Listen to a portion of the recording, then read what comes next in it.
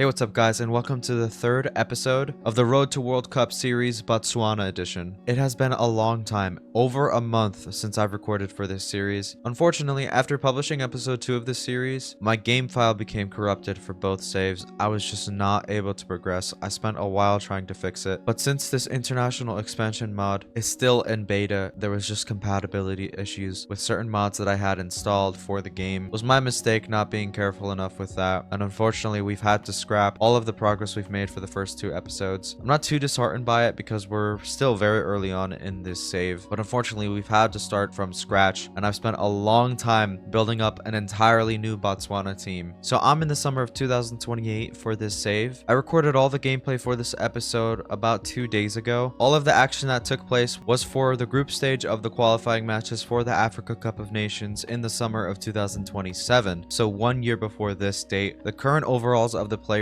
are obviously higher than they were a year ago. I'm going to show you guys the players that featured for the games that I recorded, but for all of the new players that did not see any of the action last year, I'm going to have you guys wait to see them next episode. Okay, so the first player that we have is Robato here. He's a 67 rated goalkeeper. He does not feature in the games for this episode, but he was a part of the squad, so I will be showing you guys him. His potential is pretty decent, but his overall is not as good as our starting keeper. Speaking of the starting keeper, it is Boketlo Malasiwa. He's 71 rated in 2028, but he was a little bit worse last year, of course. 6'4". His stats are pretty well rounded as well. He performed pretty well for us in the games for this episode, and I'm excited to see what he'll give us in the future. The next player that was a part of the squad was Joseph Malloy. He currently has the captain's armband, as he did last year. He's now a 70 rated center back. His physical stats, his pace are very good. His defending needs work, but it's pretty decent. His potential is 78 right now. He features in every single game we play in this episode. The next player that was a part of the squad last year was Godfrey Malefe. He's another center back. He's 66 rated. He's a little bit worse. He's definitely not as fast as Joseph Malloy, but his potential is around 80, so it's a little bit better, and he's definitely a big asset for us right now. Taelo Owesi is the next player that is a part of the games that we played for this episode. He's 68 rated now in 2028. He is a center attacking midfielder, and we don't really play that position in our team, but he's such a smart player on the ball. We just play him as a center mid anyways. He has a potential of 89 right now, which is another reason why we play him. He's just gonna keep growing for us. Even though his defending isn't great, he's still a very good engine for us in midfield. Next player we're looking at is Aobakwe Leburu. This guy was literally the first youth academy player from Botswana that we picked up. I believe he's the oldest in the squad at 19 years of age. He's 76 rated now, which I believe he was at last year. He has reached his max potential already. He's a pretty good player for us. He's not that fast, but his shooting, passing, and dribbling qualities are just really reliable for us right now, and he's quite literally our best player. But you guys are going to see in this episode there is another player who outperforms him. All right, you guys are looking at Setefane Mofenyi. He has a potential of 77, and he's kind of a tricky winger. He's 72 rated now. He obviously was worse 1 year ago. He doesn't feature that much for us in the games for this episode, but he's a really good option for us coming off the bench. His stats for shooting and passing are around the same. He's a pretty good dribbler, and he's got some good pace. The next player that we're looking at is Tabiso Lorako. He's a 73 rated right winger who's 18 years old. Very similar player to Mafenyi. His shooting and passing is a little bit better, but his dribbling is not as good. When I first promoted both of these players, Mafenyi had the better overall, but I just preferred Lorako, and you guys are going to see why in the games that we play. For some reason, this guy's finishing is really good. You're going to see some great goals from him in this episode. He has a potential of 82. It was higher, but it has gone down as we've simulated through the years, but it's high enough for him to still keep growing and to get that shooting and passing even more refined. The next player that features in the games this episode is Edwin Medisakwane. He's a 67 rated right winger, but we do play him in midfield all the time because of his decent defending. He's a better defender than Owesi, and you guys are going to see he's such an energetic player. In the games for this episode, you are going to be seeing his quality. I can't wait to see how he grows because he does have a potential of 86. As long as we keep this guy happy and playing, he's going to grow really nicely for the team. All right, it's just 2 more players that featured in the games this episode. The first is Gopalong Pono. He is a striker with very good pace. He has a potential of 80, and he barely features in the games this episode. I do promise you guys though, he will have a lot more game time in the coming episodes. It's just that the striker we're about to talk about just had a far better overall 1 year ago, and that player is Owabana Chikiso. He's currently 73 rated at the age of 21 with a potential of 75. Decent pace and pretty good dribbling with decent shooting shooting. He's not the most clinical guy, but he is a really good asset in attack. He is someone you can rely on to be in the right places at the right time, and he is the last Youth Academy player that we see feature in this episode.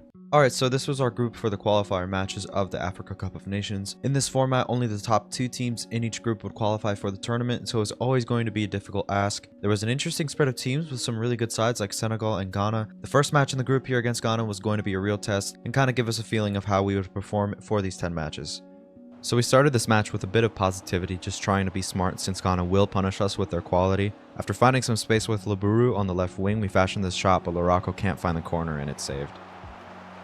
Here's Ghana's first real chance after creating space with some good passing, and they end up smashing the post with this strike. Even more space for Ghana here. They're really using their pace and physicality well, and they end up winning this penalty after a poorly timed tackle by Joseph Malloy. It's unfortunate to concede that. And Mohamed Kudus steps up to the spot. Molosiwa dives the wrong way. Unfortunate to concede, and Ghana strike first in this match. It's 1-0. This pass here from Mensah is quite literally weighted to perfection, but thankfully we've got Malloy closing down the angle for the block. We've got some more Botswana action here, and a good run by Shakiso which turns into a decent shot, trying to find that top corner, but it's a decent stop by the Ghanaian keeper. Tricky dribbling here by Kudus on the wing, and we do dispossess him and try to clear the ball, but there's no power in that attempt, and Thomas Partey takes this opportunity to cause Molosiwa a headache. And that's the last highlight and the end of the game. Unfortunate to take nothing from this match, but we didn't really deserve much more than this. Losing only to a penalty is frustrating, but definitely a positive to limit Ghana pretty effectively throughout the whole match. 0 points for us, and we move on to the next game. Game number 2 is against Guinea, who picked up 3 points with a resounding 4-1 victory in their first match. Definitely the third best team in the group on paper, and you guys will see in the highlights just how annoying this team was to play. So much pace in the passing and movement here, even in the first highlight, which forces Molosiwa to stop an almost certain goal. Similar stuff happening here with Guinea somehow finding an entry into our final third. Thankfully, we've got Molosiwa to stop it. Finally, a highlight here for us, and we're using Laburu's pace to the max as we try to find a shot in the middle, and here's Larocco with the first time finish into the back of the net to shock Guinea late in the first half. Definitely going against the narrative of the game so far to find a goal for ourselves here. Guinea are just so good at soaking up pressure, and they're able to slip this pass through to find Sealit in dangerous space, pulling our defense towards the byline, which frees up space for this shot that's saved by Molosiwa ultimately.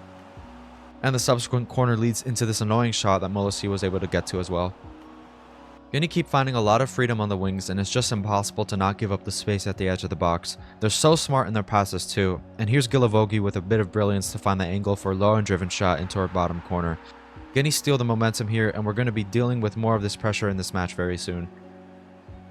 We find this pass in the space here, and one of the best chances in the game as we absolutely thwack the crossbar with that strike. Quick tiki-taka football here from Guinea, and it ends up with a small opportunity at the edge of the box, which Sila's all over, and it somehow finds its way into the back of the net. Moving here on the counter, we somehow trickle this ball into space for Larocco inside the box. The effort is far too tame, unfortunately. Right at the death of the game, I had thought we were going to clear this, but somehow we allow Molosiwa to be troubled, and he somehow gets his hand to that. This was definitely a more difficult match than that Ghana game. Guinea showed their quality from start to finish, and some good stops from Molosiwa wasn't enough to get us anything from this game. We're now 0-2, and qualification is looking like a bigger challenge than I had thought. Next should be an easier match, and it's against Kenya, who like us have not picked up any points in their opening 2 games. This is a good opportunity to put our first points on the board in this qualifying campaign. Starting off this game, we fashion an early chance here after some decent passing. It's Mabaya with a shot, but it's not a clinical finish in the end. Chance here for Kenya that I assumed was in our control after this challenge, but they persist with the pressure and steal the ball for an easy squared pass and a goal. Not a good way to start this match, but there's not much else you can do when the game feels like scoring against you like this. Using some direct passing here to get ourselves pressuring Kenya's backline, and we ping this straight into the center for Shakiso, whose touch is good, and he hits that into the back of the net to get us an immediate equalizer. Well into the second half here, and it's really nice dribbling from Laburu to create the space and attack the Kenyan net. Unfortunate that he doesn't take a goal there to give us the lead. And that's literally the end of the game. Very few chances for both teams as we kind of cancel each other out to gain a point apiece. Not a bad result, but I was looking to get the 3 points to give us a better qualifying chance. The biggest game yet is here as we face off against Senegal, who sit at the summit of our group with 7 points from 3 matches. Not dominant by them so far, but they are still the best team on paper and we should be having a very challenging match against them. Not sure how we allowed so much room for Senegal to operate in here at the right wing, but they use it to their advantage and smartly pass the ball around the box to meticulously find the angle they're looking for and a good shot that Molosiwa gets his mitts on. Another quick chance that Senegal create off a corner and some dribbling that leads to a powerful shot that we have to save. We find ourselves in some really good space here on the left wing and the counter is poised to perfection as we find Shakisa, who lays it off for Larocco in the middle, and our right winger does not disappoint as we snatch a lead here a quarter of the way through the match against the group leaders. Senegal do have something to say about it though as they break here on the left wing. A dangerous cutback leads to this shot that Molossi was able to get a hand to. His keeper's been on one. An almost identical attack on the left wing as Ismaila Sarr wreaks havoc against our right back. The close shot is fortunately stopped by our keeper. The resulting corner directly leads to this chance, and that's another stop for our informed goalie. It's the very end of the first half, and that clearance is not convincing. Kanute is somehow able to phase through the physical realm and nick the ball, which leads to that pass and goal. What a terrible way to concede, and this really puts a damper on our mood going into the break.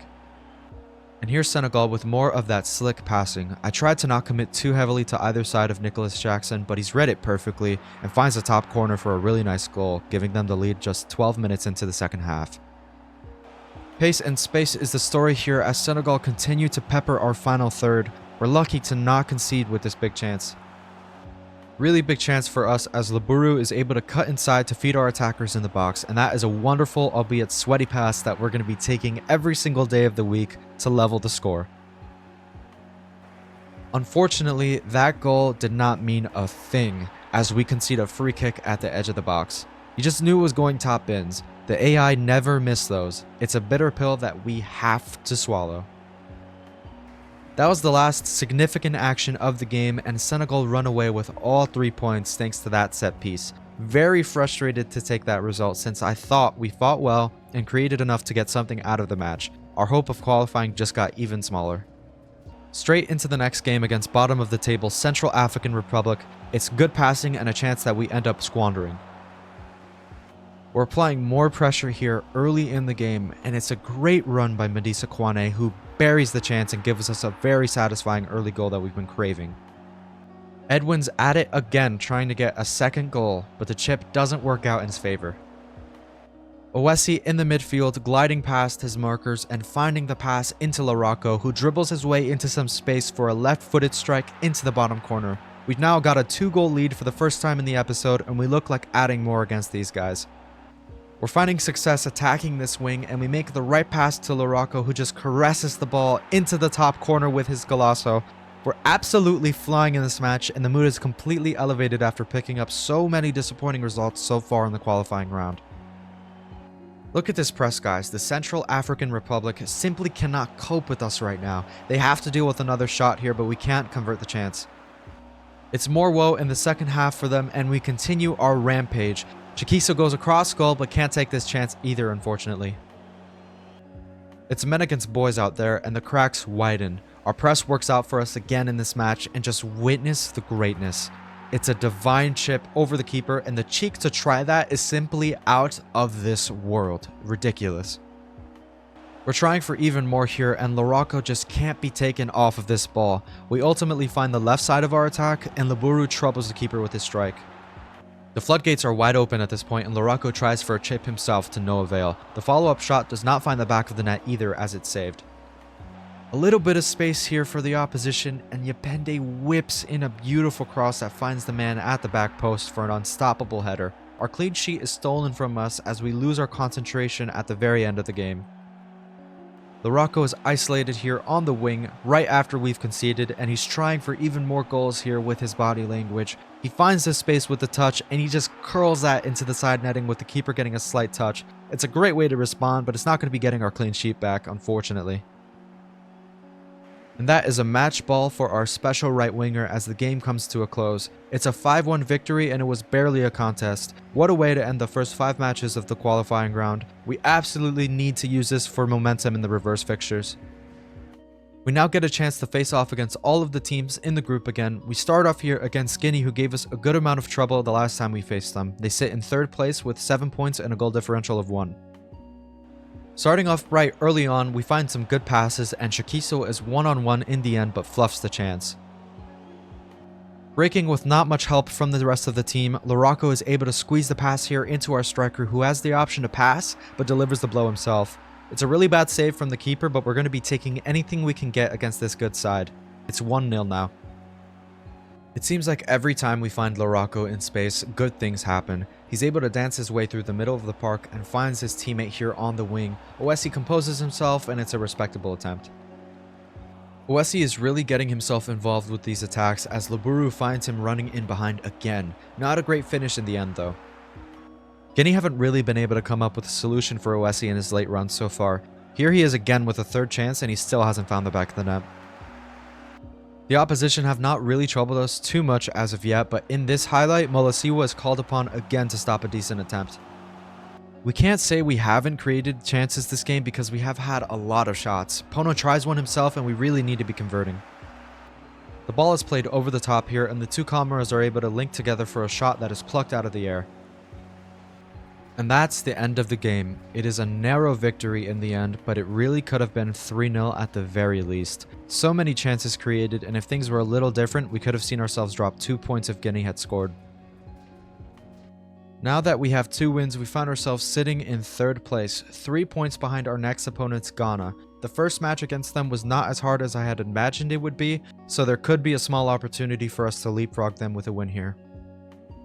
Starting off quite strongly here, we find ourselves moving the ball diagonally until Madisa Kwane makes his run and just barely misses the net.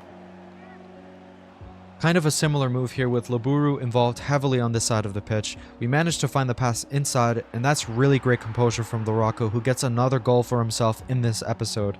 He's been so lethal for us in front of goal, and the team is quite literally manifesting this winning streak through sheer effort. This match has just started though, and there's a lot left to be played. Ghana are not going to let us take this one easily as Thomas Partey curls that with power into the back of the net. The scoreline is level again already, and we have a game in our hands.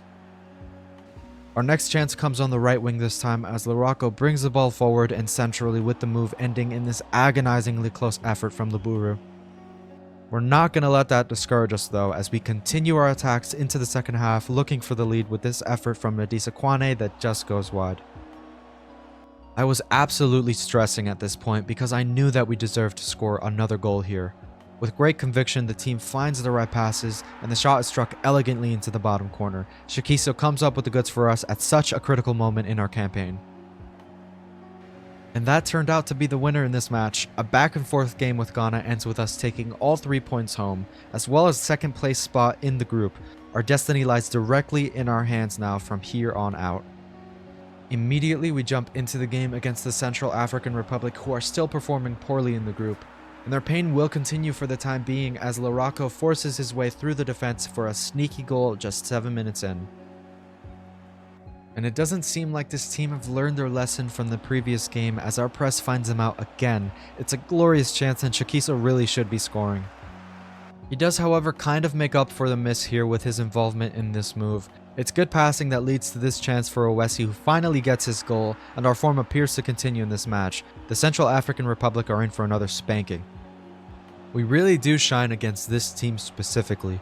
Madisa Kwane is able to slip in Lorocco, and our magic winger pulls out the best Riyad Mahrez impression you will see today. A very cool finish from the forward. The Central African Republic do end up finding a glimmer here as they stumble through our challenge and try to ask questions of Molosiwa. The chances keep building though as we move the ball in a ton of space on the left wing for Shikiso. It's the same recipe as we move inside and lay it for Madisa Kwane, who finds his goal with no real difficulties. It's now 4-0 before halftime. It took a little bit of time for us to get our groove back in the second half, but it's the same story as Lorocco has found. He dispatches cutely into the bottom corner for our 5th goal of the night. We made some substitutions and brought on Mofenyi at right wing. He instantly uses his pace to create this chance, but he can't convert. The subs keep linking up as we ultimately play this through ball for Pono. His venomous strike is stopped superbly by Zola. The CAR were definitely not equipped to deal with all the pace we brought on from the bench, and I was really looking forward to that strike smashing into the goal. Even the most perfect of games will have some strange moments as this corner kick is taken, the clearance is poor, and the shot comes in with Molosiwa forgetting that he has to stop the ball. It's another clean sheet gone late in the game.